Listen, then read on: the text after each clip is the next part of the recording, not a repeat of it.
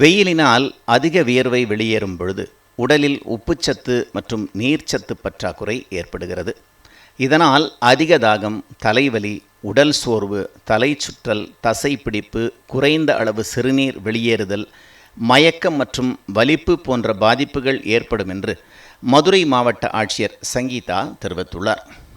கோடை வெயிலால் பச்சிளம் குழந்தைகள், சிறார்கள், கர்ப்பிணிகள் மற்றும் முதியவர்கள் அதிக அளவில் பாதிக்கப்பட வாய்ப்புள்ளதால் உடலின் நீர் சத்து குறையாமல் பராமரிக்க அதிக அளவில் தண்ணீர் பருக வேண்டும் என்றும் அவர் குறிப்பிட்டுள்ளார்.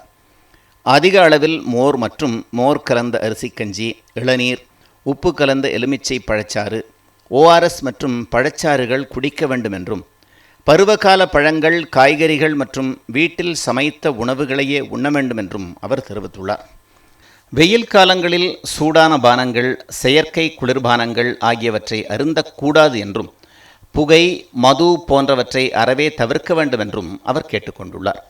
வெளியே செல்லும் போதும் பயணத்தின் போதும் குடிநீர் பாட்டில், குடை ஆகியவற்றை எடுத்துச் செல்ல வேண்டும் என்றும், வியர்வை எளிதாக வெளியேற மெல்லிய தளர்வான பருத்தி ஆடைகளை அணிய வேண்டும் என்றும் தெரிவித்துள்ளார். திறந்த வெளியில் வேலை செய்ய நேர்ந்தால் தலையில் பருத்தி துணி துண்டு அணிந்து வேலை செய்ய வேண்டும் என்றும் அவர் கேட்டுக்கொண்டுள்ளார்.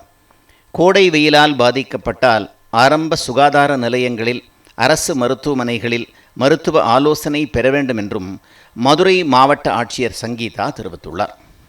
வெயிலினால் அதிக வியர்வை வெளியேறும் பொழுது உடலில் உப்புச்சத்து மற்றும் நீர்ச்சத்து பற்றாக்குறை ஏற்படுகிறது. இதனால் அதிக தாகம், தலைவலி, உடல் சோர்வு, தலை சுற்றல், தசைப்பிடிப்பு, குறைந்த அளவு சிறுநீர் வெளியேறுதல், மயக்கம் மற்றும் வலிப்பு போன்ற பாதிப்புகள் ஏற்படும் என்று மதுரை மாவட்ட ஆட்சியர் சங்கீதா தெரிவித்துள்ளார். கோடை வெயிலால் பச்சிளம் குழந்தைகள், சிறார்கள், கர்ப்பிணிகள் மற்றும் முதியவர்கள் அதிக அளவில் பாதிக்கப்பட வாய்ப்புள்ளதால் உடலின் நீர் சத்து குறையாமல் பராமரிக்க அதிக அளவில் தண்ணீர் பருக வேண்டும் என்றும் அவர் குறிப்பிட்டுள்ளார்.